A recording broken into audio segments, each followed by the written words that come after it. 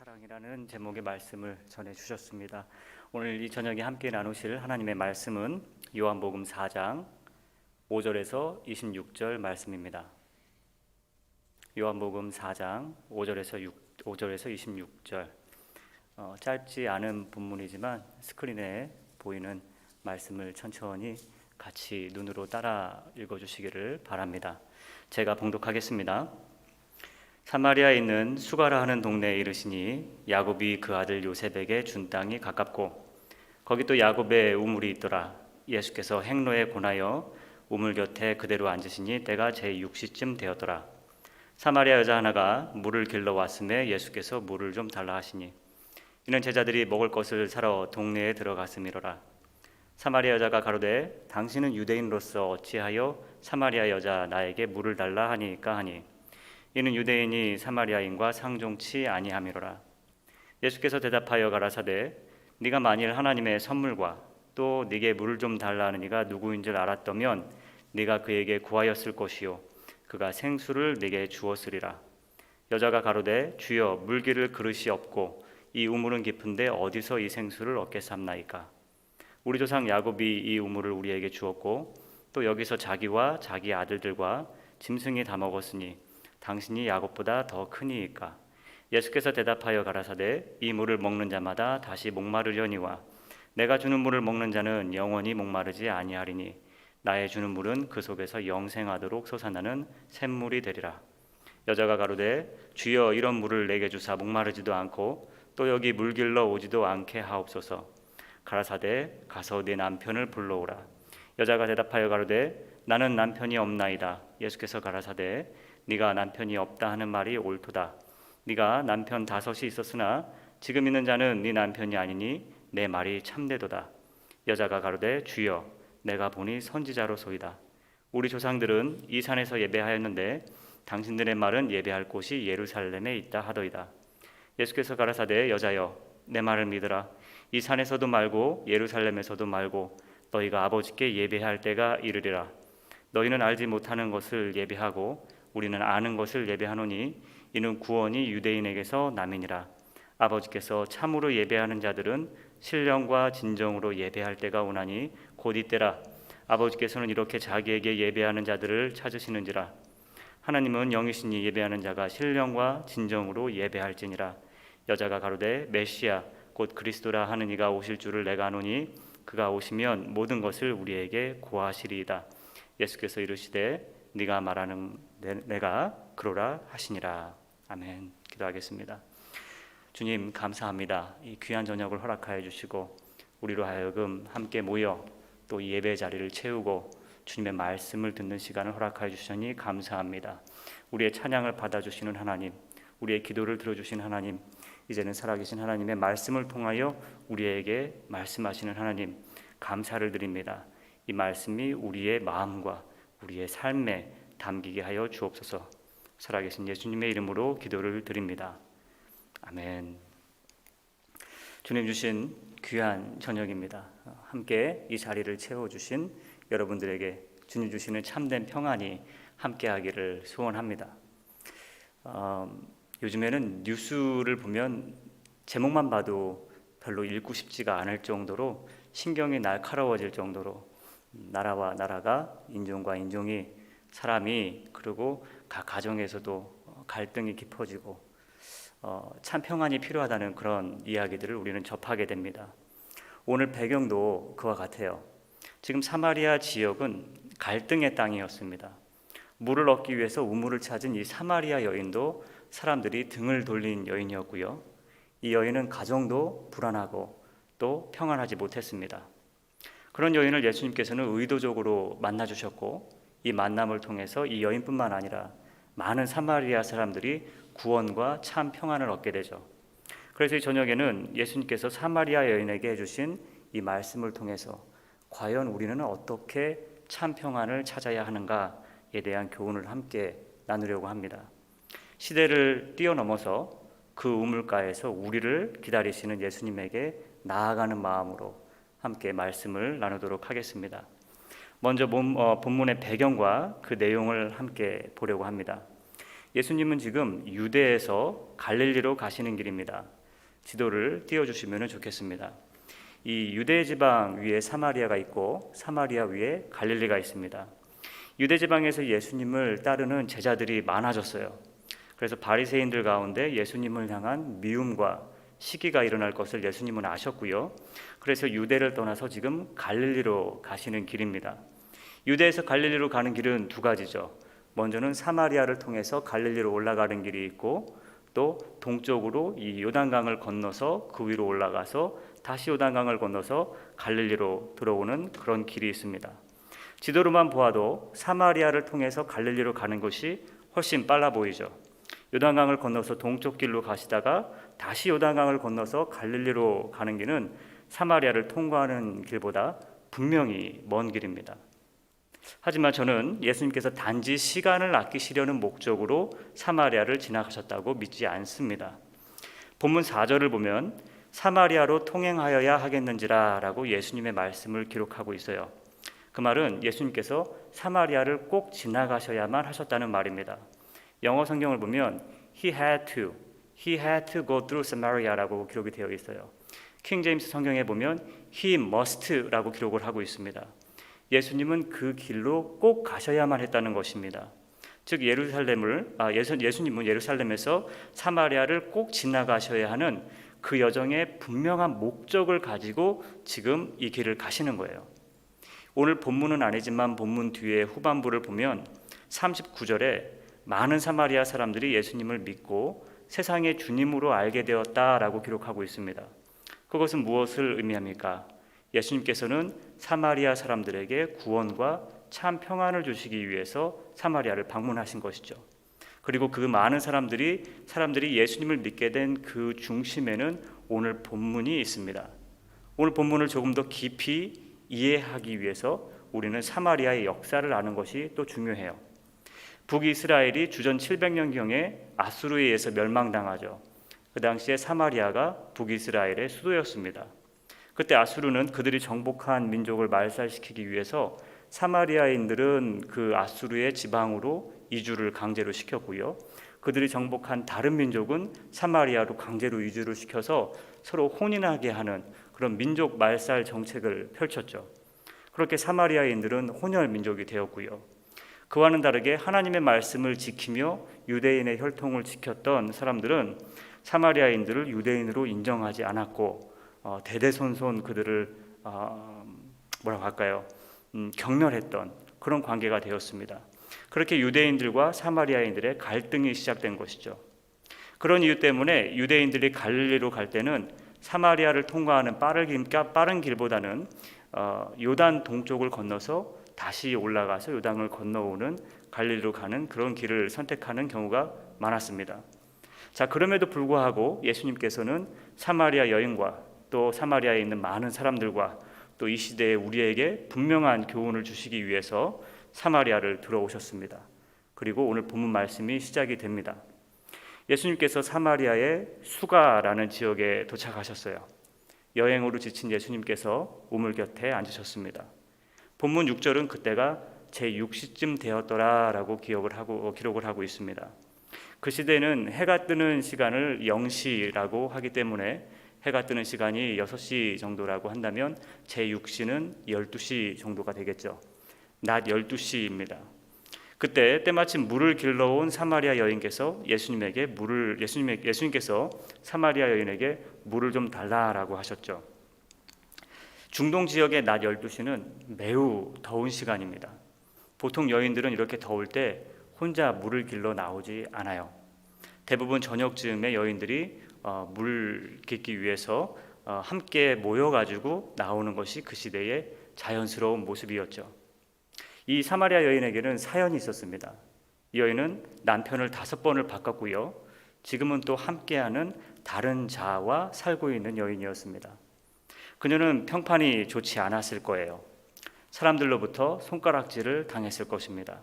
그래서 그녀는 사람들의 시선을 피해서 아무도 없을 만한 시간에 필요한 물을 깃기 위해서 우물가로 나왔던 것이죠. 그런데 그곳에 먼저 한 분이 와 계셨습니다. 예수님이 바로 계셨죠. 예수님께서 먼저 여인에게 말을 거시며 물을 좀 달라 하십니다. 예수님은 유대인이죠. 그리고 당시 유대인들은 사마리아인들과 상종을 하지 않는 것이 사회적인 통념이었기 때문에 아마 사마리아 여인은 굉장히 이상하게 생각을 했을 거예요. 그래서 여인이 예수님에게 말하기를 당신은 유대인인데 어찌하여 사마리아 여인인 나에게 물을 달라고 하십니까? 라고 묻습니다. 그때 예수님께서 사마리아 여인이 이해할 수 없는 말씀을 하시죠.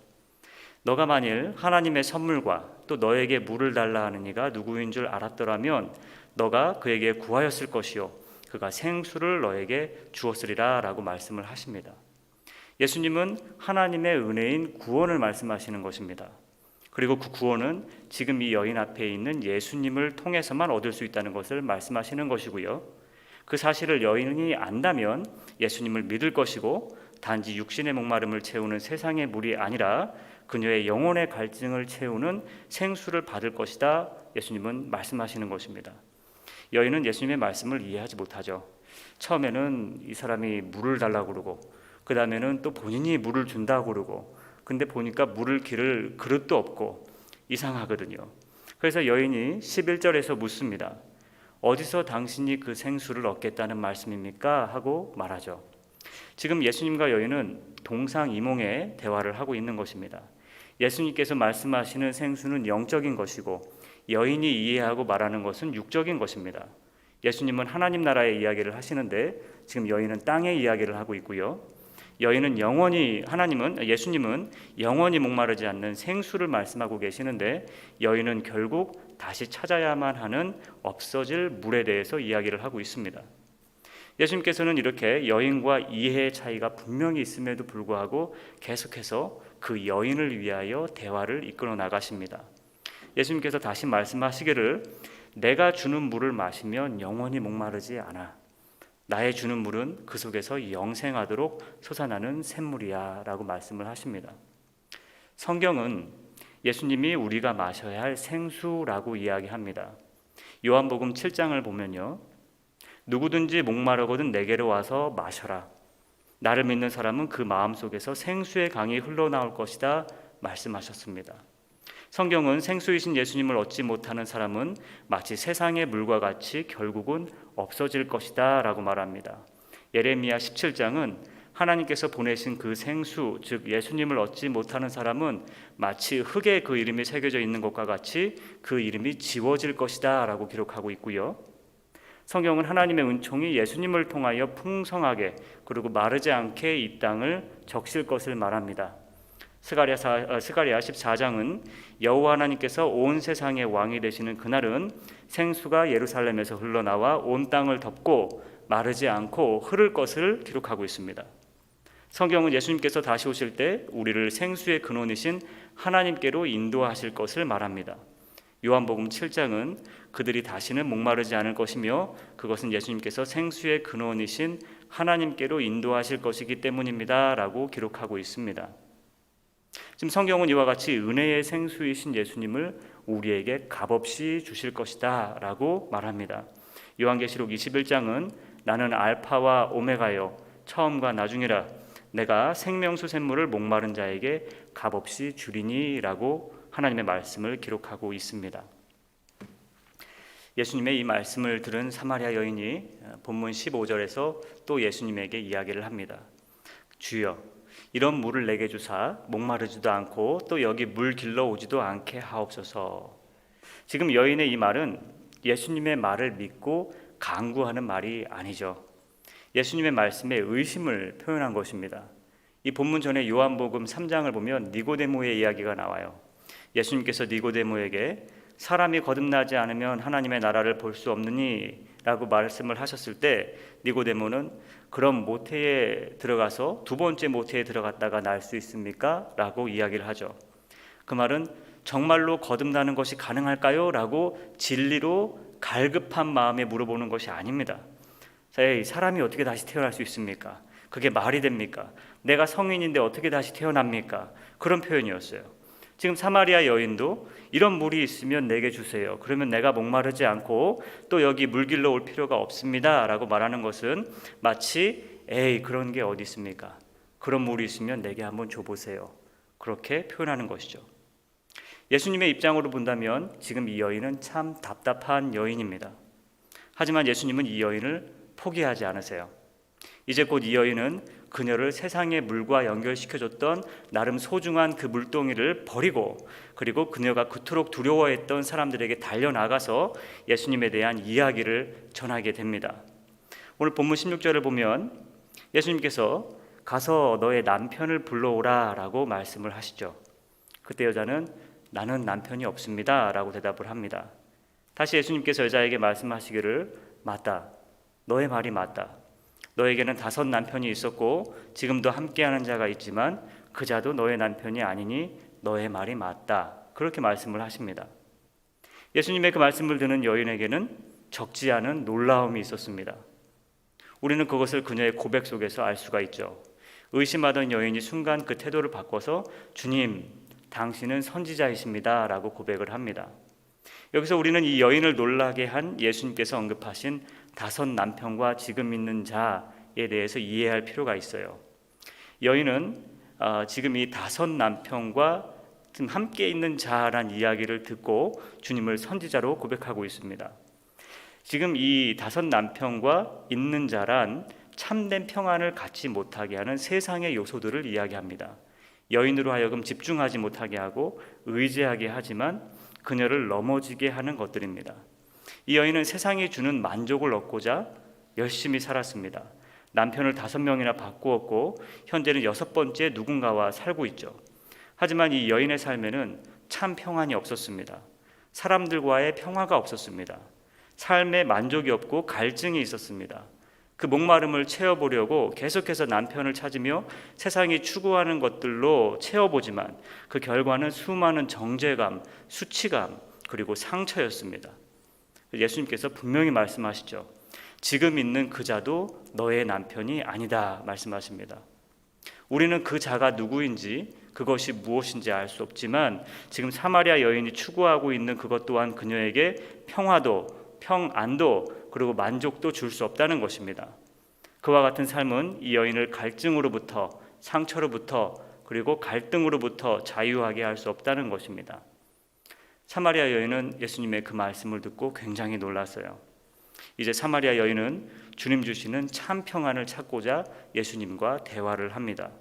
그녀의 질문이 그것을 우리에게 알려줍니다.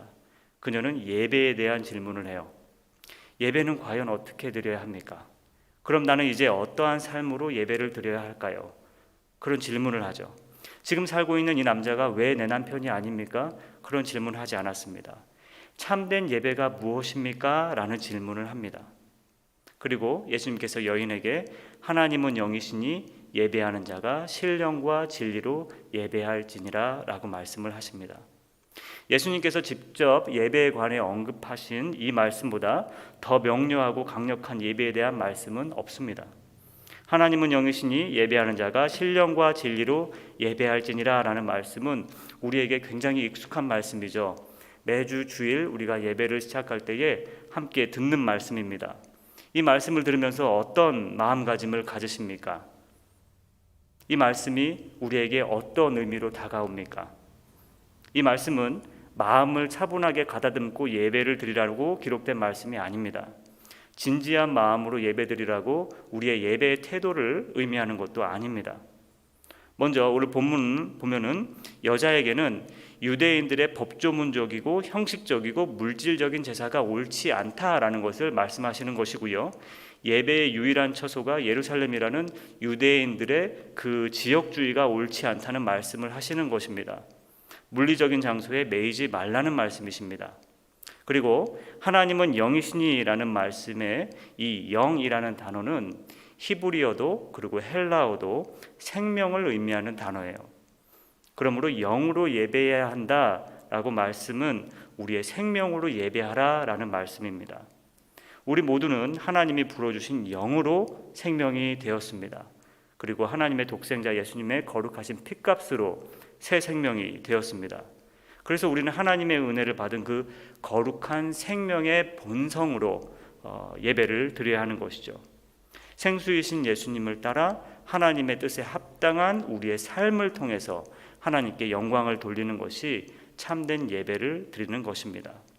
진정으로 진리로 예배할지니라 라는 말씀 또한 예수님께서 가르쳐 주신 진리의 길을 따라서 온전히 걷는 그리스도인의 삶을 의미하는 것이죠. 우리의 생명이 있는 일상의 삶에서 예수님이라는 생수에 잠겨 그 진리의 가르침을 따라 주어진 신앙의 여정을 열심히 살아가는 것, 그것이 곧 영과 진리로 예배를 드리는 것입니다. 우리의 생명이 있는 우리의 일상의 삶에서 예수님이라는 생수에 잠겨 그 진리의 가르침을 따라 주어진 신앙의 여정을 열심히 살아가는 것, 그것이 영과 진리로 예배드리는 것입니다. 예수님께서 이 말씀을 여인에게 하시는 이유는 참된 평화와 평안은 영과 진리로 드리는 예배를 통하여 우리에게 임한다는 것을 알려주시기 위함입니다. 세상이 우리에게 던지는 갈등과 갈증은 예배로 이겨야 합니다. 참 평화와 평안은 예배로 이루어지는 것입니다. 삶의 예배와 함께 드리는 예배로 평화와 평안이 이루어지는 것입니다. 생수이신 예수님 안에 우리의 생명이 온전히 담기는 삶을 예배로 드릴 때 비로소 참 평화와 평안이 이루어지는 것입니다. 구약의 에스겔서 후반을 보면, 특별히 47장을 보면 하나님의 은혜의 축복을 생수로 기록을 하고 있어요. 하나님의 생명수가 성전에서부터 흘러나와서 에스겔의 발목과 무릎과 허리와 가슴과 머리를 다 적시고요, 나중에는 헤엄을 치지 못할 정도로 엄청난 강이 되었습니다. 그리고 결국 그 생수로 인해서 만물이 회복되고 소생하는 환상을 에스겔은 기록을 하고 있죠.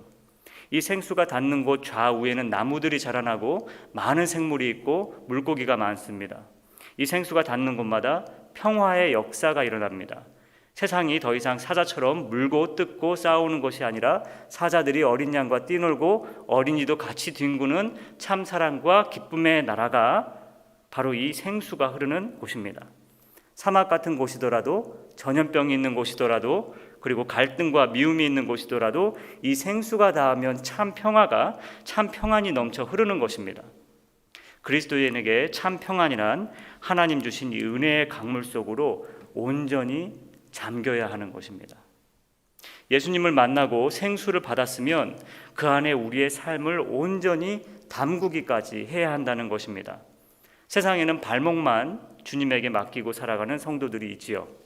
발목이 생수에 잠겨서 은혜를 받긴 하지만 자신이 원하면 언제든지 그 발목을 빼버릴 수 있습니다. 세상에는 무릎까지만 주님에게 맡기고 살아가는 성도들이 있습니다. 무릎을 꿇고 하나님 앞에 엎드리면 주님께서 내미시는 그 손을 붙잡고 풍성한 은혜를, 평안을 누릴 수 있는데, 하지만 세상의 유혹을 이기지 못하고 언제나 쉽게 무릎을 빼버릴 수 있죠. 세상에는 허리까지만 주님에게 맡기고 살아가는 성도들도 있습니다.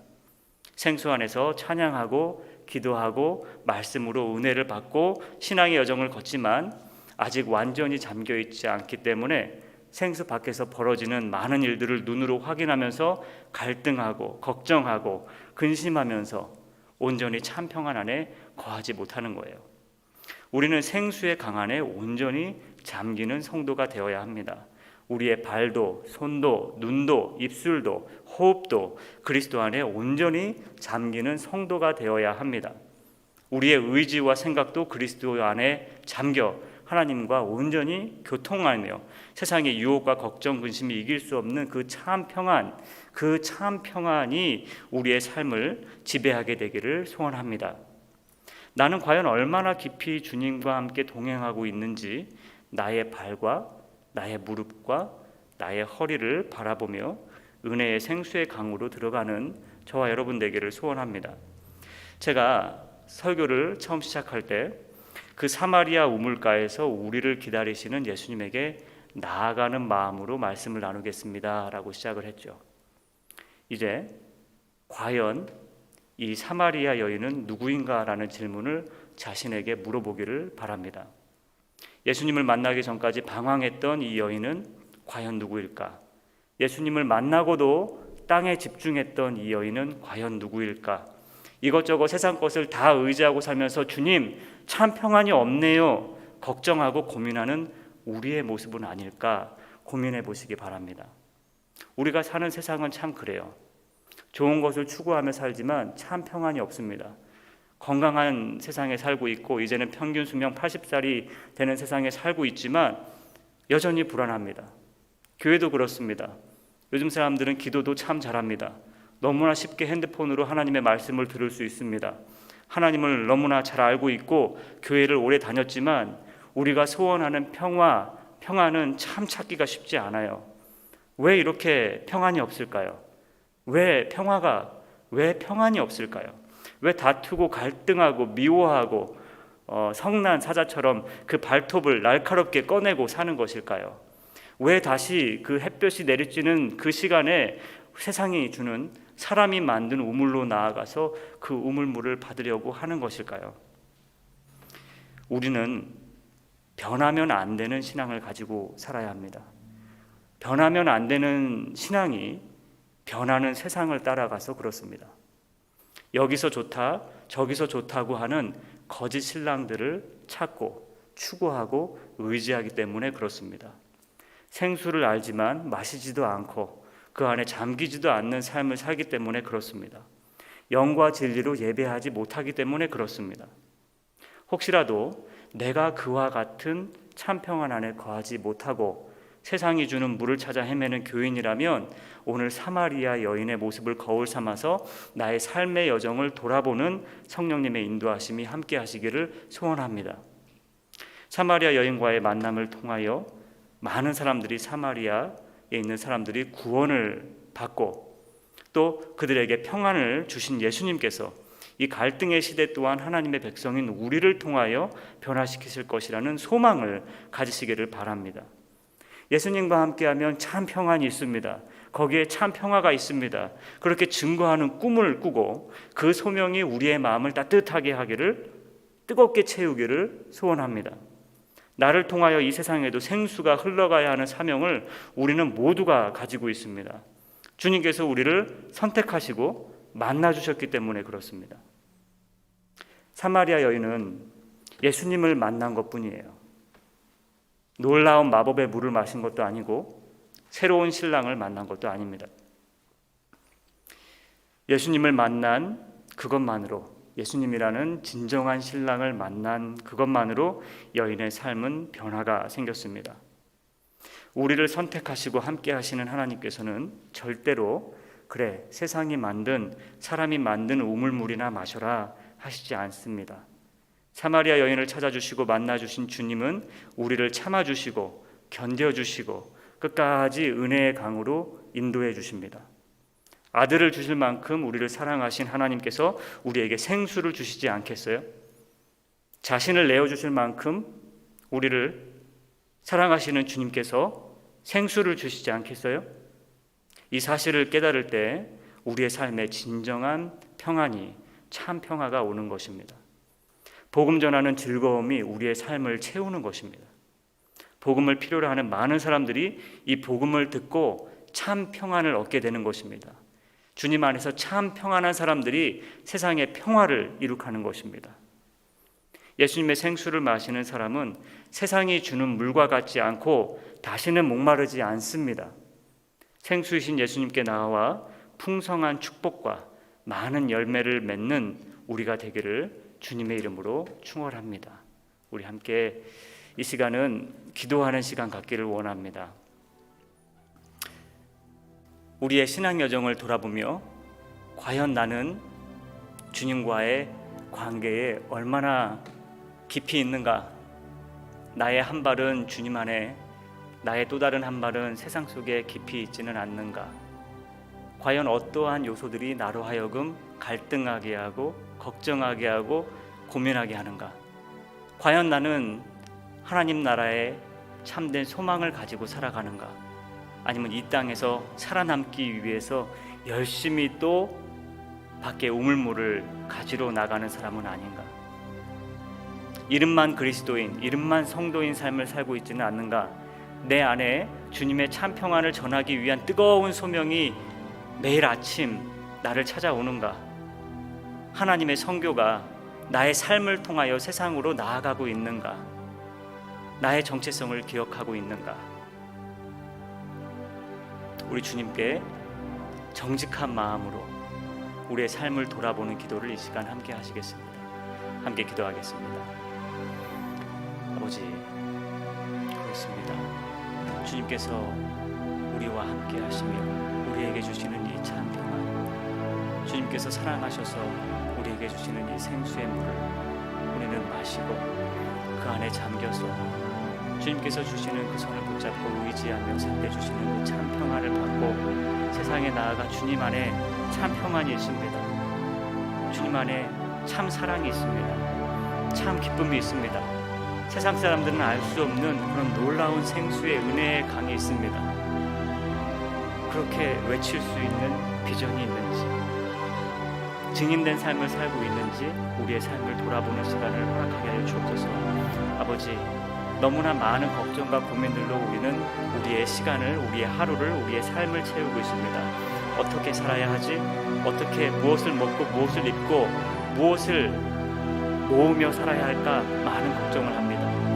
하나님의 나라에 대한 생각을 얼마나 하고 사는지 우리의 삶을 반성하는 시간을 갖게 하여 주옵소서. 아버지, 창고에 많은 것 좋은 것으로 가득 채우고 이제 다 채웠으니 쉬고 먹고 이제는 좀 평안히 있고 싶다라는 생각으로, 그런 아니란 생각으로, 나태한 생각으로, 게으른 생각으로 주님 주신 우리의 정체성, 사명을 감당하지 못하고 그냥 그 자리에 머물러 있지 않게 하여 주옵소서. 주님께서 말씀하시면 언제든 기쁜 마음으로 주님을 만날 준비가 되는 그런 사람들이 되기를 간절히 소원합니다. 주님께서 이 어리석은 자야, 내가 너의 생명을 오늘 취하면 어쩌겠느냐라고 물었을 때도 주여, 저는 주의 자녀로서 나의 정체성을 기억하고 세상에 맛을 내고 빛을 내는 그런 사람으로 살았습니다. 아버지, 자신 있게 말할 수 있는 그런 믿음과 또 그에 따르는 행함을 허락하여 주옵소서. 주님, 하나님, 이 시간 이 저녁에 함께 예배를 드리며 주님의 말씀을 나누었습니다. 안일했던 우리의 삶, 게으르고 나태했던 우리의 삶을 돌아보게 됩니다. 주님을 만났던 사마리아 여인은 우리의 삶입니다. 정말로 헛된 것을 찾아 열심히 뜨거운 태양 밑을 돌아다니며 우물가를 찾는, 우물물을 찾는 그 여인의 삶이 돌아보니 우리의 삶이었습니다. 그것을 깨닫지 못하고 이 세상은 참 평안이 없습니다. 하나님, 왜 이렇게 힘들까요? 왜 이렇게 평화가 없을까요? 왜 세상은 이렇게 시끄러울까요? 그냥 주님 앞에 한탄하는 그런 기도만 드리는 우리의 모습을 주님 앞에 정직하게 고백합니다. 아버지, 영과 진리로 드리는 예배, 주님 주시는 그 생수 안에 잠겨 생수의 근원이신 하나님 보시기에 부끄러움 없는 그런 신앙의 여정을 걷는 저희들이 되기를 소망합니다. 한 주의 반이 지나갑니다. 지난 날들을 돌아보고 또 오늘 하루를 성찰하고 또 다가오는 내일을 위하여 주님 앞에 엎드리는 주의 백성들이 되게 하여 주옵소서. 주님께서 주시는 참된 평안 안에 거하며 세상에 나아가 그 평안을 전하고 증거하는 그리스도인이 되게 하여 주옵소서. 살아계신 예수님의 이름으로 기도를 드립니다. 아멘. 하늘에 계신 우리 아버지, 이름이 거룩히 여김을 받으시오며 나라의 마옵시며 뜻이 하늘에서 이루어진 것 같이 땅에서도 이루어지리이다. 오늘날 우리에게 일용할 양식을 주옵시고 우리가 우리에게 죄 지은 자를 사하여 준 것 같이 우리의 죄를 사하여 주옵시고 우리를 시험에 들게 하지 마옵시고 다만 악에서 구하옵소서. 대개 나라와 권세와 영광이 아버지께 영원히 있사옵나이다. 아멘.